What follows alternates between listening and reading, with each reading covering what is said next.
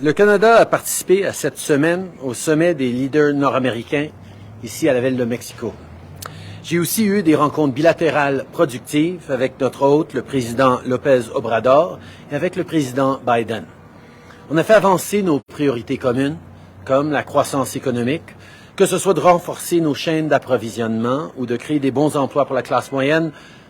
Plus l'Amérique du Nord est compétitive et prospère, plus les entreprises et les travailleurs canadiens en bénéficient.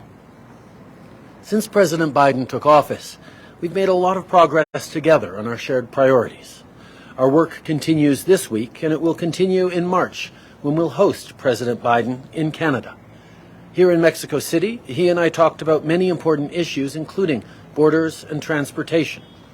Yesterday, we announced a new process that will restore and strengthen the capacity to process Nexus traveler cards. The new process will reduce wait times and address backlogs. The Nexus program generates billions in economic activity and supports local communities on both sides of the border. Making sure this process is as efficient as possible is beneficial to both Canada and the United States. President Biden and I also talked about security issues around the world. On sait qu'on a un rôle important à jouer pour protéger la sécurité et la stabilité mondiale. On a discuté de la crise actuelle en Haïti et de notre engagement à favoriser des solutions dirigées par les Haïtiens et à continuer d'aider Haïti et son peuple. We also denounced the Iranian regime's continued attacks on the brave women, students, and people of Iran who want to live their lives free from persecution. President Biden and I also discussed Putin's brutal invasion of Ukraine. We continue to be there to support Ukrainians as they defend themselves.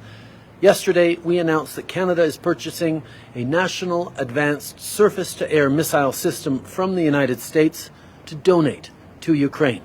This military aid will help Ukraine strengthen its air defense systems and protect civilians. Russia's war is tragic and devastating for Ukraine. And it also has impacts around the world on energy and food security, as well as on supply chains. With President López Obrador and with President Biden, we all agree that it's essential to continue working together as reliable partners to strengthen our supply chains.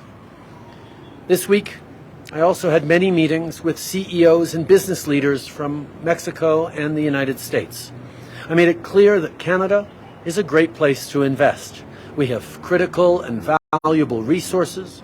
We have the stability that makes us a reliable partner, and we have a skilled, educated, and ambitious workforce.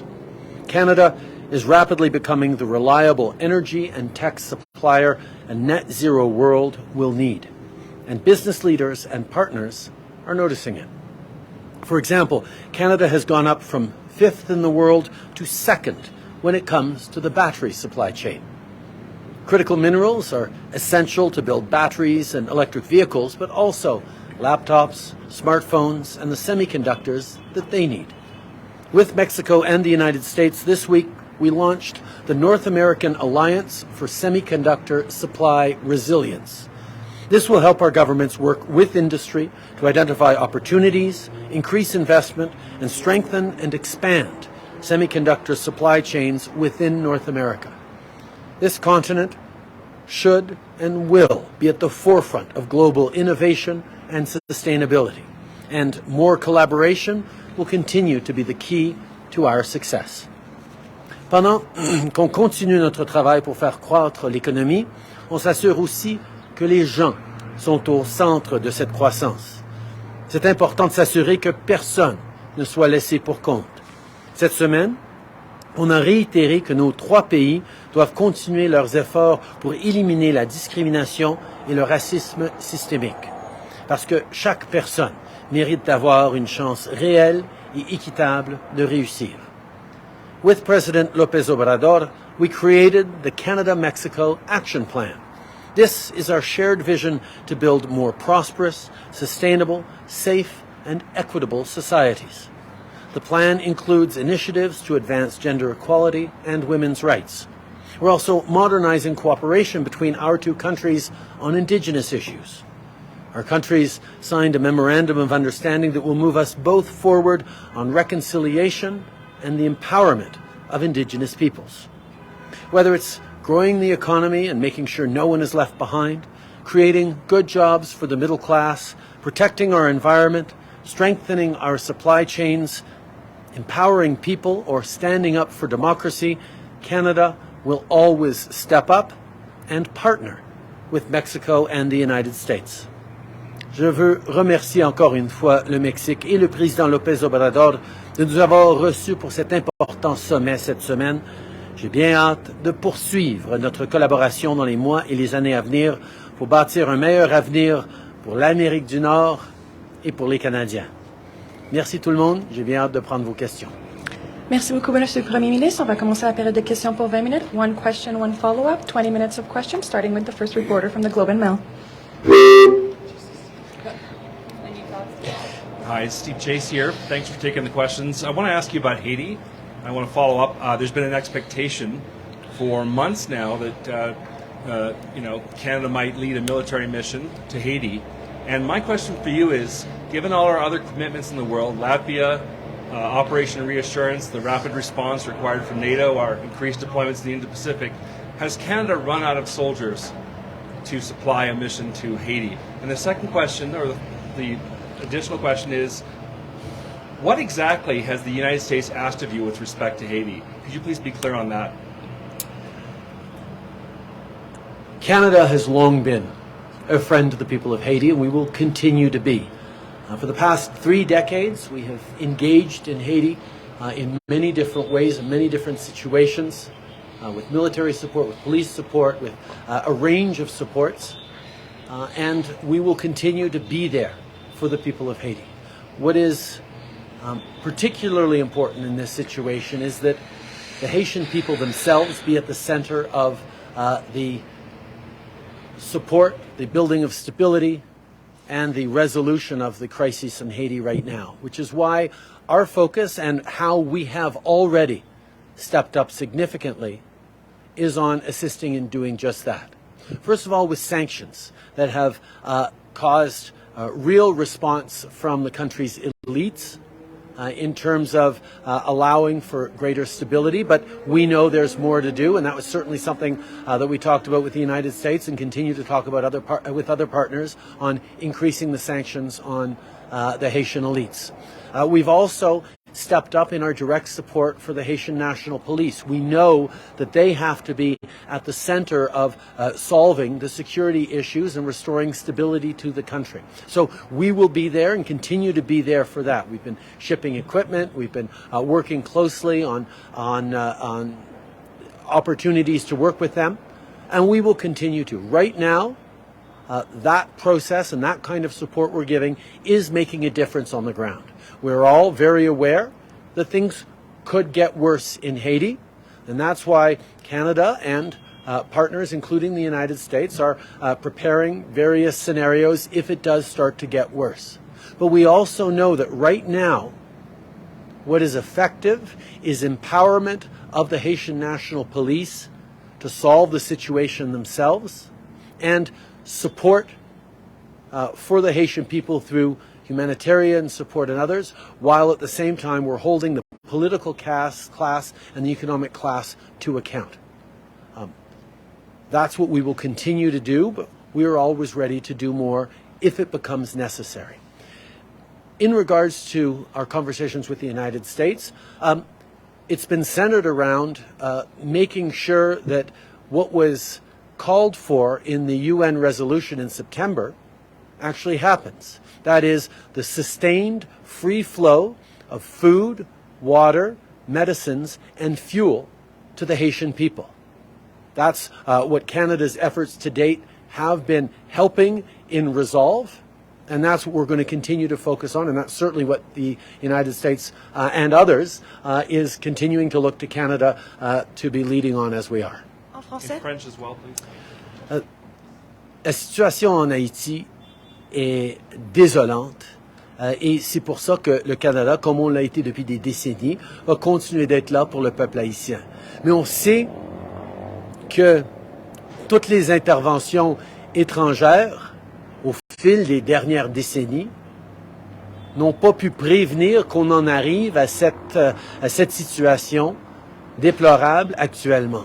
Donc, nous devons d'avoir une approche différente. Et l'approche que le Canada est en train de prendre avec l'appui et en travaillant avec d'autres, mais le Canada est en train de l'idée là-dessus, c'est de mettre des sanctions extrêmement fortes sur les élites haïtiennes qui sont responsables de beaucoup de la violence et l'instabilité politique et sociale qui dure depuis trop longtemps en Haïti, mais aussi de travailler sur la gouvernance avec les partis d'opposition et le gouvernement, mais aussi, surtout, de travailler pour renforcer la police nationale haïtienne pour que eux-mêmes, les Haïtiens, puissent remettre la situation déstabilisée en situation de sécurité.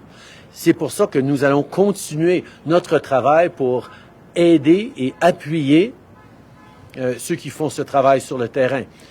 Mais nous savons tous qu'il y a toujours une possibilité que ça s'améliore, mais aussi des possibilités que ça dégringole, que la situation s'empire. Et à ce niveau-là, on est en train de discuter avec nos partenaires dans les Caraïbes, mais aussi les États-Unis et d'autres, sur quel genre de scénario et quel genre d'intervention pourrait un jour être nécessaire. Mais nous espérons que le travail qu'on est en train de faire avec des sanctions, avec de l'appui pour la police nationale haïtienne, avec de l'aide humanitaire, avec des pressions politiques, va continuer d'améliorer petit à petit une meilleure situation dans cette situation tragique.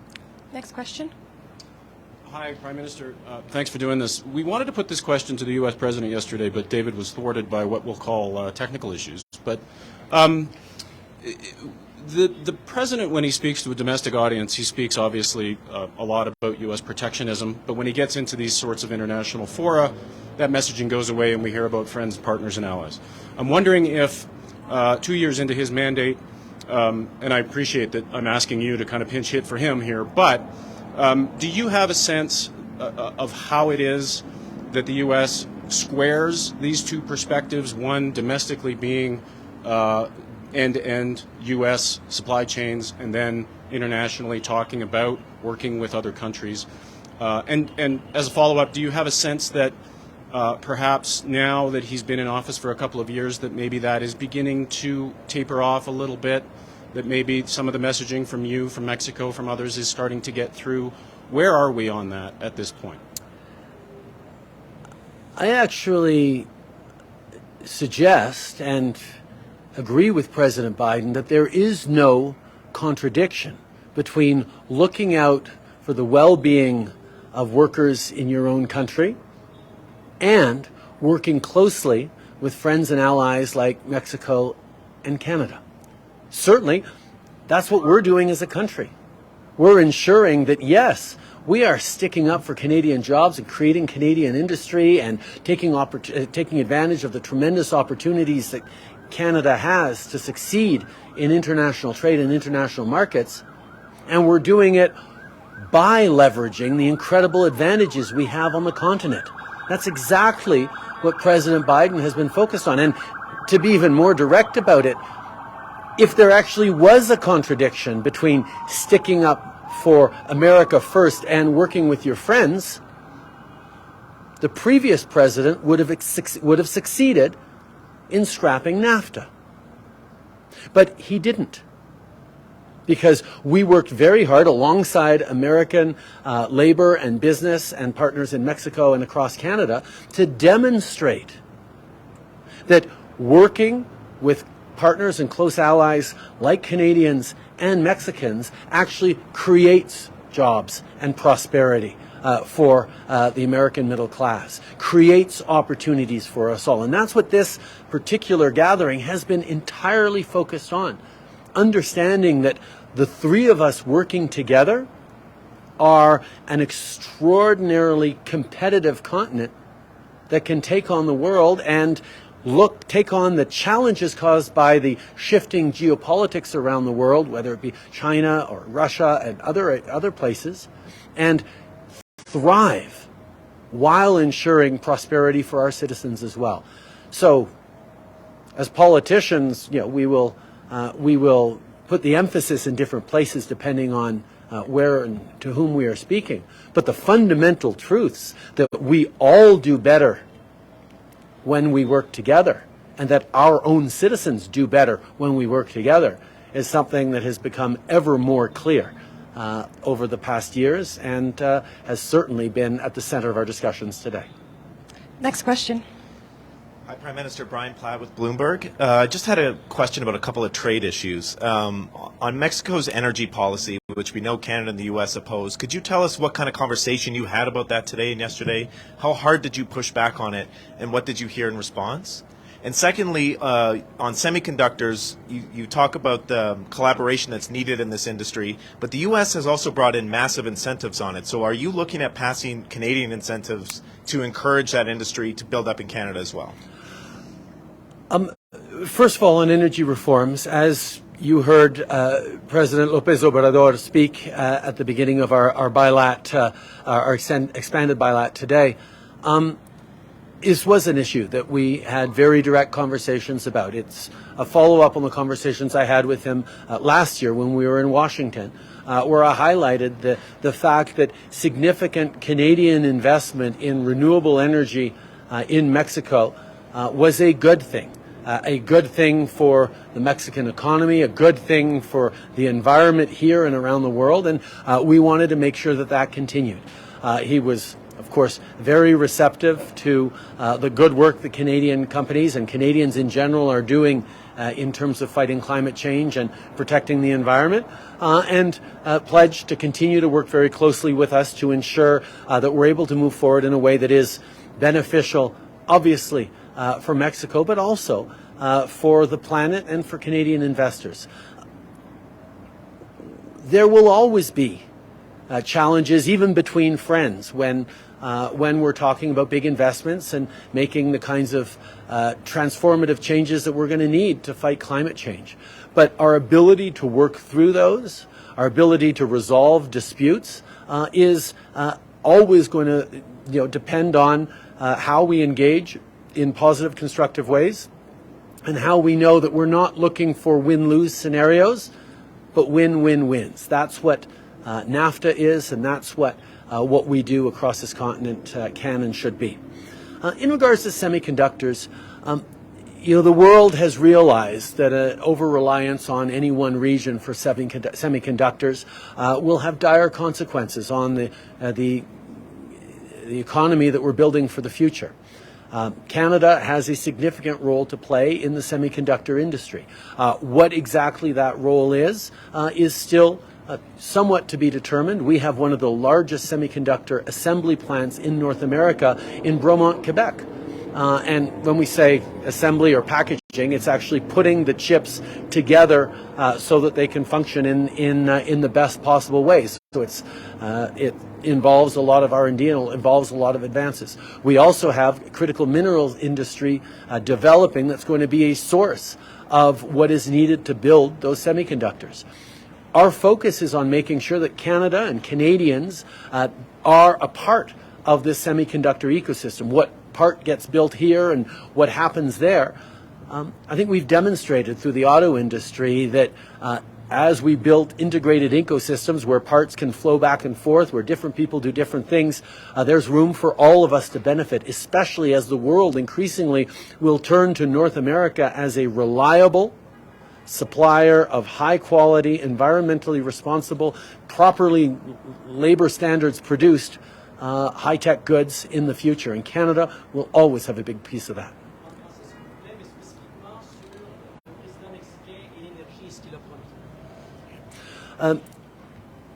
Au niveau des investissements en énergie, on a eu des conversations très directes avec le président López Obrador, des conversations qui ont commencé d'ailleurs l'année passée quand on a eu qu'on a soulevé nos préoccupations sur les investissements énergétiques, particulièrement dans les renouvelables, qu'on est en train de voir des compagnies et des fonds canadiens investir ici au Mexique.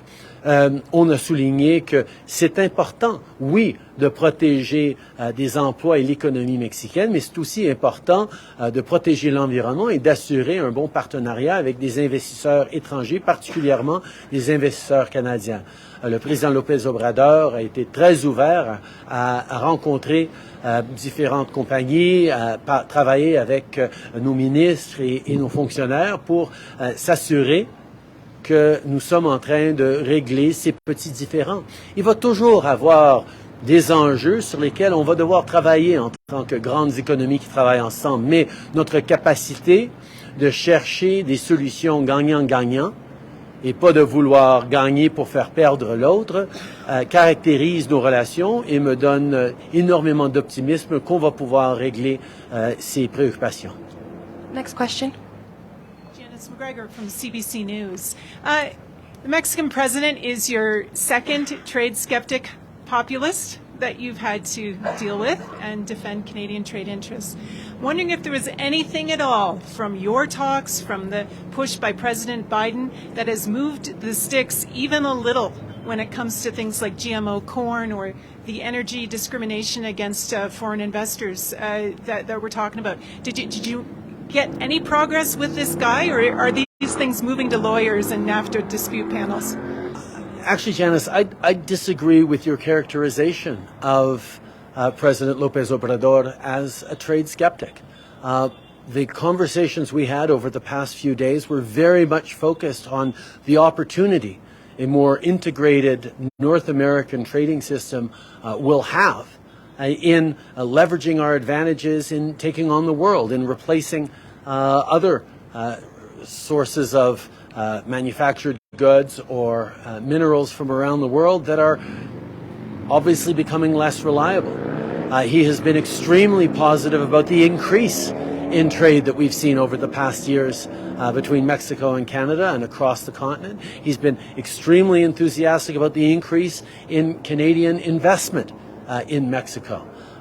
Yes, there are always going to be issues that we need to work through, but I am optimistic about the response that he gave and the commitments that we've seen to work constructively with Canadian companies, with Canadian investors, to benefit, of course, the Mexican economy, but also our three countries. He spoke repeatedly very, very highly about Canadian investments in the country, and we're looking at doing more together. Next question. Bonjour, Monsieur le Premier ministre, Christian Noël de Radio-Canada. Je vous amène un peu au pays. On ne vous a pas encore entendu parler à propos des révélations concernant les contrats chez McKinsey et l'abondance de contrats qui semblent avoir accordé à cette firme-là en particulier et le fait qu'on vraiment semble du côté du gouvernement, peut-être que vous allez être en désaccord, davantage faire affaire avec ces firmes-là. Est-ce que le gouvernement fait trop affaire avec ces firmes-là? Et à propos de McKinsey en particulier, avez-vous l'impression que vous avez peut-être un peu dépassé les bornes? J'ai demandé au ministre Jacek et à la ministre Fortier de faire un suivi là-dessus, de regarder attentivement les chiffres et regarder les circonstances qu'on apprend dans les nouvelles, la modernisation de ce qu'ils sont en train de faire. Mais nous allons faire un suivi pour nous assurer effectivement que ça a été fait de la bonne façon ou si on a besoin de modifier ou de changer les règles. Last question. Judy Chern with CTV News. I would like to know how you perceive, give your analysis of whether or not you found this conference successful in the sense of critical minerals. Canada has a strategy.